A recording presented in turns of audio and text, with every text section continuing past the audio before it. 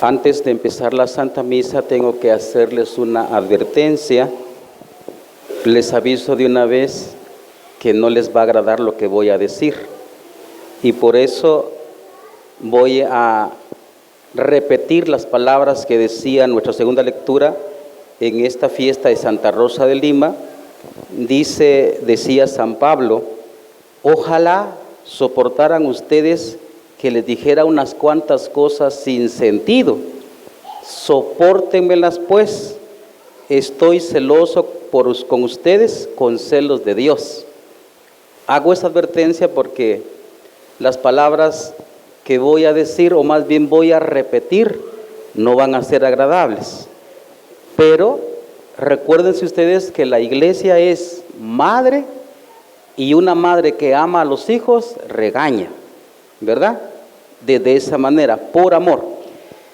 Voy a leer un texto que la iglesia nos ha sacado especialmente, como dice acá, en el 9º encuentro de obispos de frontera sobre la movilidad humana de las conferencias episcopales de Norteamérica, Centroamérica y el Caribe.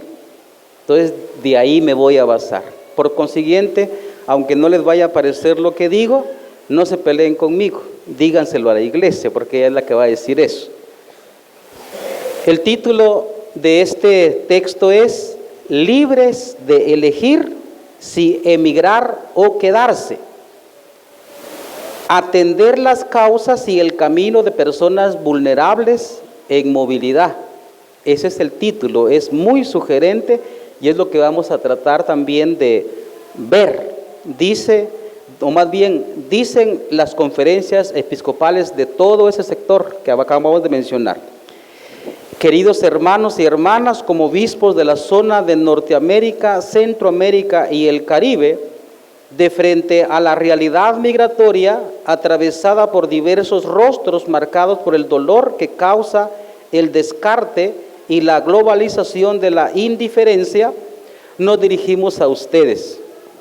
En medio de esta situación urgente y preocupante, la migración forzada que afecta a tantas personas en nuestra región, queremos expresar nuestra profunda solidaridad y compasión hacia todos aquellos que se ven obligados a abandonar sus hogares en busca de seguridad y una vida mejor.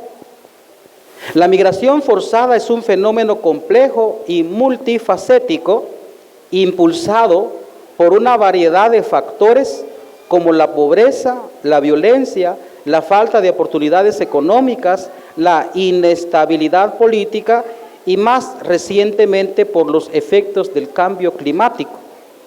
Como pastores, dicen los obispos, como pastores de la iglesia, reconocemos que cada persona que se ve obligada a dejar su hogar lleva consigo una historia única y dolorosa.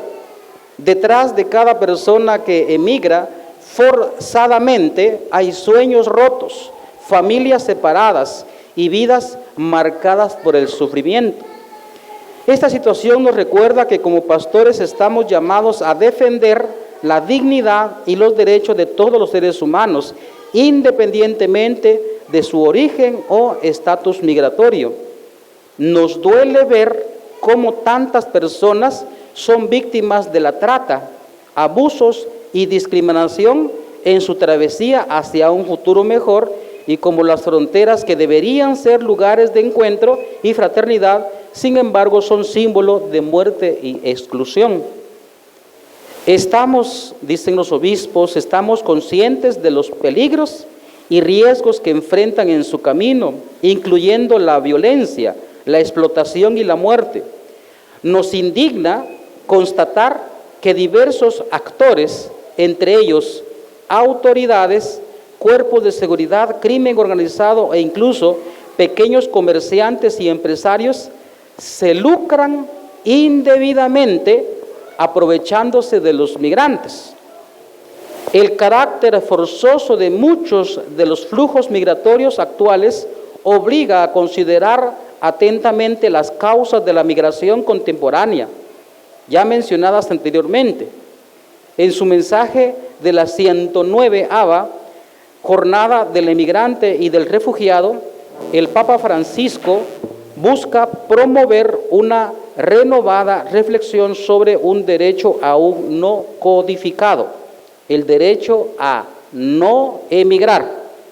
Se trata de ser libres de emigrar o de quedarse. Desde nuestros territorios nos sumamos a la iniciativa del Santo Padre porque reconocemos que el derecho humano integral es el camino para asegurar vida digna para todas las personas, especialmente las vulnerables.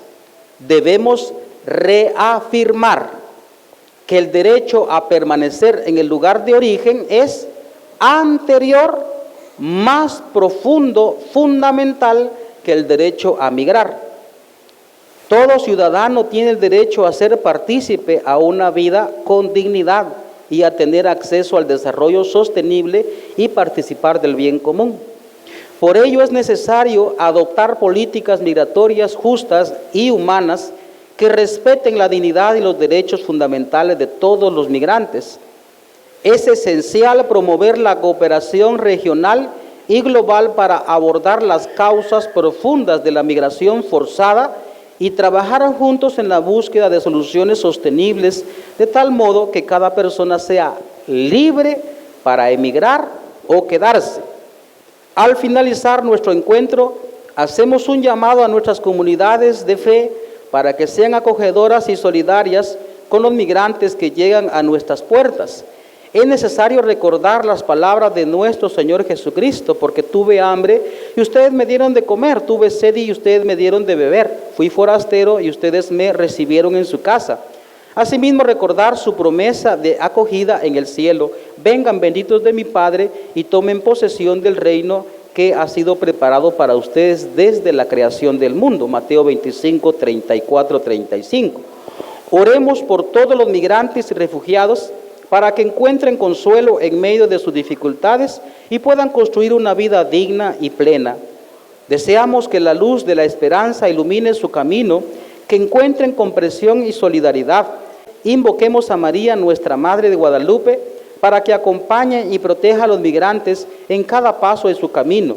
Frente a la tumba de San Óscar Alnurvo Romero, obispo y mártir, en la Catedral Metropolitana de Salvador, 24 de agosto del 2023. Como ven, es una carta muy reciente.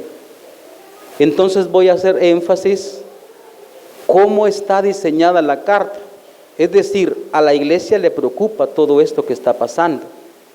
Este fenómeno no ha empezado hace mucho. Siempre la humanidad se mueve, pero hay que ver las razones. Hay que ver las razones también, no solo las razones superficiales, sino las razones profundas. Por ejemplo, una de las cosas que dicen los obispos acá es que hay que revisar si realmente son libres las personas para irse y si son libres para quedarse.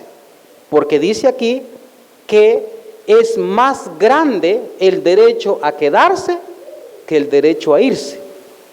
Hay que ver eso, ¿por qué?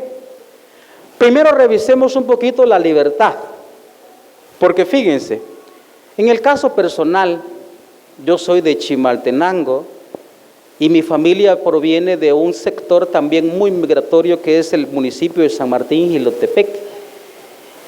Por supuesto que conozco mi realidad porque conozco a mi gente. Y ya como sacerdote la gente me pedía: Padre, decidí irme para el norte, hágame favor de darme la bendición. Ese es como digamos, la muletilla que utilizan todos. Decidí irme. Y eso, ¿será que realmente ella decidió, la persona decidió, o fue obligada? Porque hay cosas que se obligan sin que se sienta violencia. Por ejemplo, si regresamos nosotros al Antiguo Testamento, en la época de los israelitas, cuando el faraón tenía presos a los israelitas, entonces esos israelitas eran presos contentos. ¿Por qué? Porque el faraón les daba abundante comida, carne, placeres, y entonces ellos se sentían muy contentos de estar en Egipto, de tal manera que cuando Moisés los saca por orden de Dios, entonces cuando les toca atravesar el desierto desde Egipto hasta Canaán, ellos se enojaron con Moisés porque los sacó. ¿Por qué nos sacaste de Egipto? ¿Cómo recordamos las ollas de carne? Eran esclavos contentos, ¿ve? Sin embargo, ellos no se daban cuenta que estaban forzados y se sentían contentos. Entonces nosotros tenemos que revisar si la gente es libre para irse o lo están forzando, porque aquí menciona mucho la migración forzada. Hay, por supuesto, como dice aquí, este fenómeno de la migración es multifacético, es decir, hay muchos factores, uno de los cuales, por supuesto, que es verdad. Dice aquí el cambio climático. Estamos sufriendo esa realidad y hay gente que se mueve porque hay mucho calor, como ya se siente acá, en otros sectores demasiado frío o demasiada tormenta, y eso obliga a la gente a mover. Es una cuestión legítima. Una cuestión también es la cuestión sociopolítica. Es decir, por ejemplo, en el tiempo de la guerra armada interna en Guatemala, uno se da cuenta que la gente se movió por necesidad de preservar la vida, que es legítimo. Ahora, bueno, por mencionar dos nada más, dos factores que son legítimos. Hay un tercero, pero eso lo vamos a mencionar al final. Por ejemplo, ahora veamos si estamos siendo nosotros libres. Porque como he dicho, yo he escuchado mucha esa palabra, aquí todavía no porque estoy recientemente llegado. Pero la gente pide bendición al Padre porque cree pues, y así es, que el Señor lo acompaña, pero el Señor lo que puede hacer es acompañarlo, pero no lo va a salvar de alguna cosa que le puede pasar, como dice aquí, de algunos que se aprovechan de estos migrantes, por ejemplo, las autoridades, los coyotes y tanta gente que se aprovecha de la migración. Dios no lo va a salvar porque con su libertad Él se metió en principio por su libertad. Veamos un poquito la cuestión de la libertad. Miren, cuando la gente dice, Padre, yo decidí irme para Estados Unidos, preguntémonos, ¿esa decisión la tomó Él? ¿O es una cuestión que lo están obligando sin que Él se dé cuenta? A la hora de revisar, uno dice, no está siendo libre, lo están obligando. ¿Por qué? Ustedes saben que hay una palabra que se llama, o más bien, una palabra que se pronuncia de la siguiente manera: inercia. ¿Qué es la inercia? La inercia es como la gravedad. Entonces usted, por ejemplo, se sube en un árbol y se suelta el árbol, lo normal es que se viene para abajo. Esa es la inercia, que necesariamente se viene porque se viene. Esa es la ley de la gravedad. Lo mismo pasa en el fenómeno de la migración, que la mayoría dice, decidí irme para el norte. ¿Por qué decidí irme para el norte? Porque el montón se va para allá. Libre sería, pues yo voy a migrar al sur. En El Salvador hay dólares, en Panamá hay dólares, en Europa el euro vale más que el dólar. ¿Por qué necesariamente para Estados Unidos? Porque el montón se va para allá. Entonces yo sigo, así como decía esa canción famosa del difunto Vicente Fernández, ¿verdad? Donde está Vicente, ahí va toda la gente. Entonces resulta que no soy libre, sino que me voy porque el montón se va. Entonces tenemos que ver eso. Otra de las realidades, por ejemplo, aquí habla el documento de que la mayoría, es verdad, busca una vida digna, o como dice, mejor la gente lo dice, pues busca una vida mejor. Busca una vida mejor, sí, ciertamente. Pero ¿en qué consiste realmente la vida mejor? La vida mejor consiste en tener una casota, un micarrón, y tener comodidades, tener televisión de cable, tener wifi, tener juguetes extraordinarios de control remoto. ¿En eso consiste la dignidad? ¿Nada más en vestirme bien? Y no. Eso significa, el mundo nos está empujando como en un flujo de materialismo donde solo es gozo, gozo, gozo y gozo, placer, placer, placer, placer. ¿Eso cómo se llama? Se llama hedonismo. La gente quiere estar nada más, disculpen, voy a ofender ahorita con la palabra que voy a decir, pero sin embargo no los voy a ofender, se van a ofender, ¿va? Es otra cosa. Pero la gente cree, por ejemplo, dice, la buena vida, esa es la buena vida. Ahorita que yo estoy en el Petén, hay muchos de mis hermanos del occidente que me conocen, entonces me han visto unas fotitas por ahí que yo he sacado en algunas cuevas, en algún balneario, porque a mí me gusta mucho el agua, soy aventurero, y entonces me dice, qué buena vida, ya quisiera tener una buena vida yo. Entonces la gente cree que la buena vida es, pues, no trabajar, estar en casa, amaquearse nada más, tener buena comida, tener buenos placeres, divertirme bien, tener un auto de lujo. La gente cree que eso es dignidad. Pero si uno se mete en su naturaleza, uno se mete en su corazón, uno se da cuenta que hace falta algo. ¿Qué hace falta? Nos damos cuenta que hace falta, por ejemplo, a la mujer, le hace falta el esposo que esté a su lado. A los hijos le hace falta que esté el papá. La vida digna tiene que ver con nuestra naturaleza, cómo estamos diseñados. Estamos diseñados para estar en familia. Ustedes no saben, yo he llorado, como les digo, en ese municipio donde proviene mi familia, ya como sacerdote tuve que llorar porque las niñas especialmente se confesaban, pero en realidad no se confesaban, sino que iban a llorar al confesionario. Padre, mi papá no está. Padre, mi papá no está. Mis hermanos no están. Y me enseñan las manitos y se cortan las venas porque no está el papá, no está el hermano. Incluso hay veces de que dejan a los hijos solitos en un sector y ellos se van.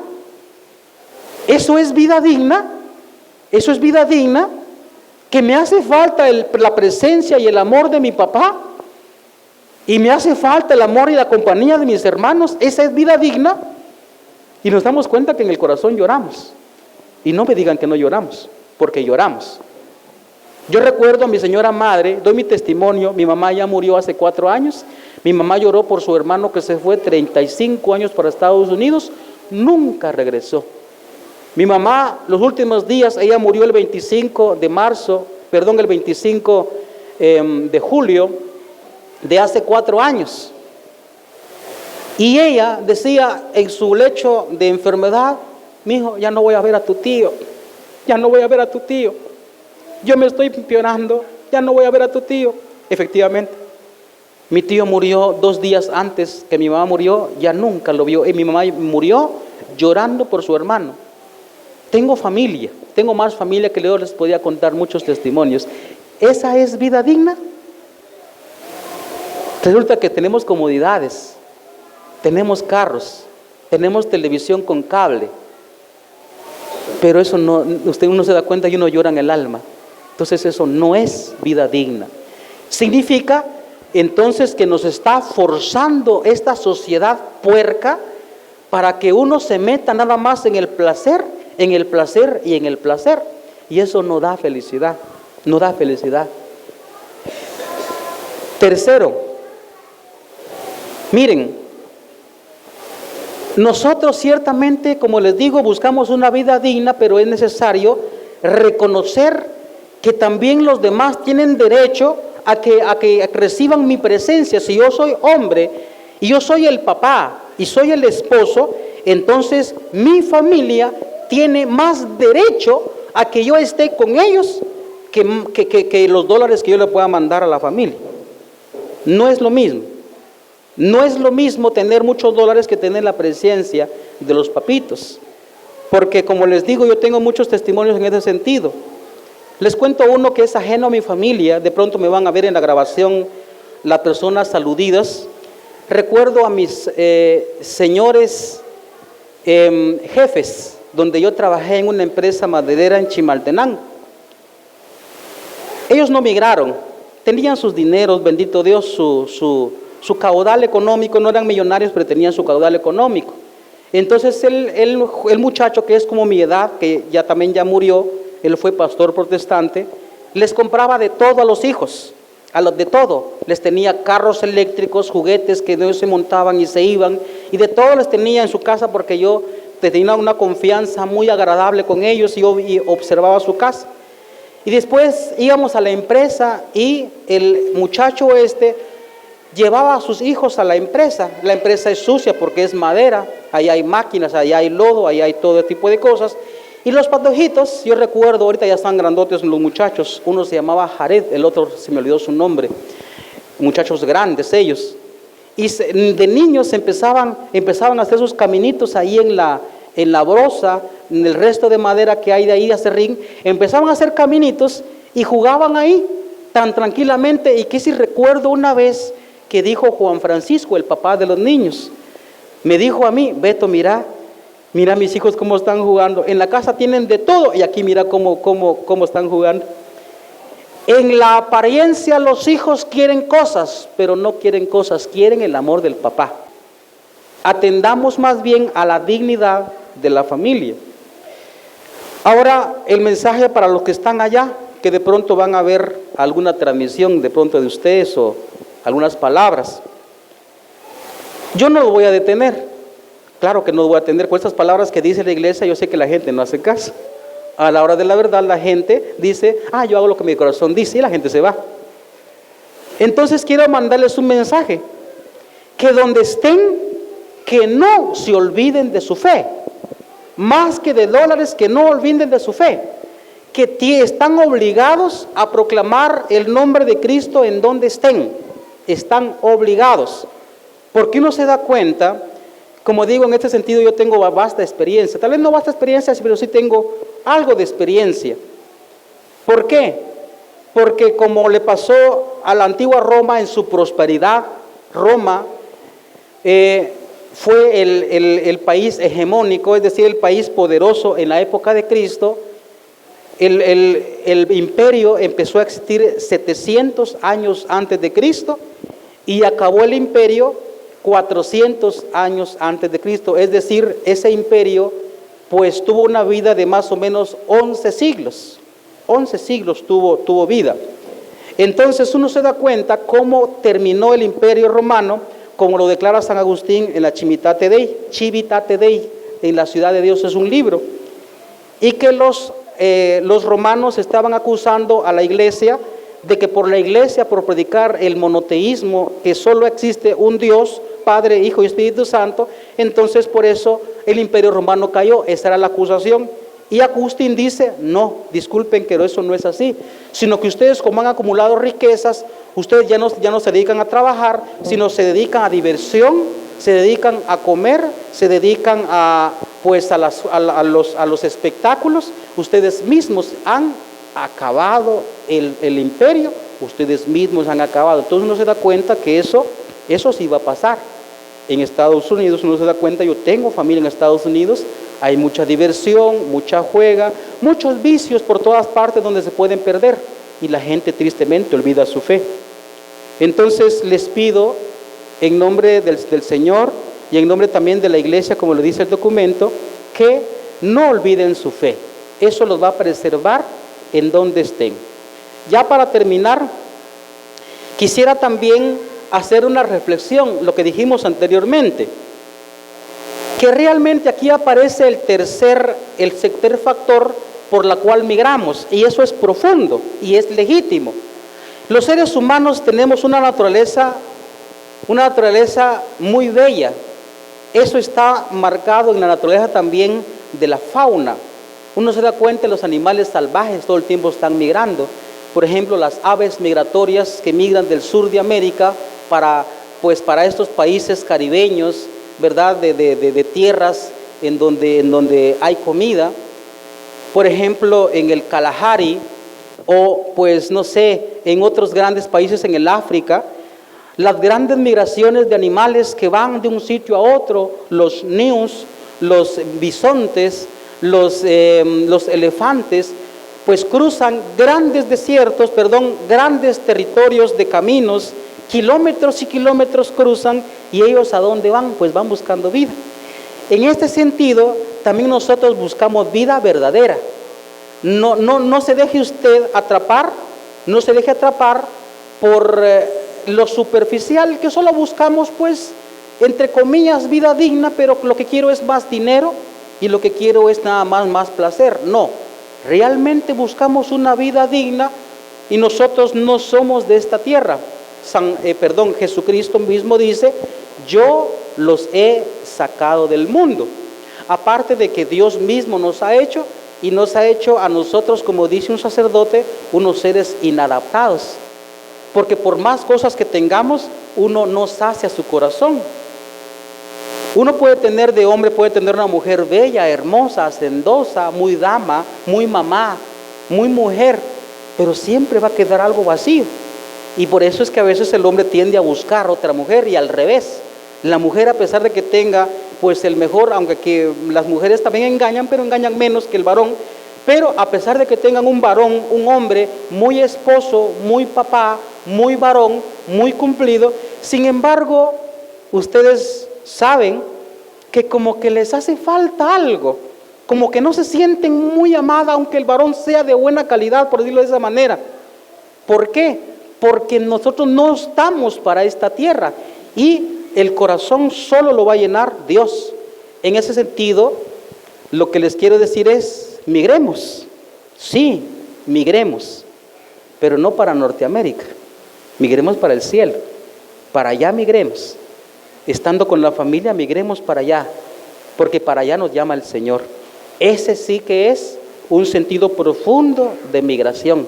No es por el cambio climático, no es porque no hay oportunidad de trabajo, no es porque no sé, hay guerra, lo que sea, no, sino que es nuestra propia naturaleza nos exige levantar nuestras alas poderosas y emigrar hacia el cielo, hacia las alturas, en donde Dios nos espera, como dice el documento aquí: vengan benditos de mi Padre y tomen posesión del reino que ha sido preparado para ustedes desde el principio del mundo.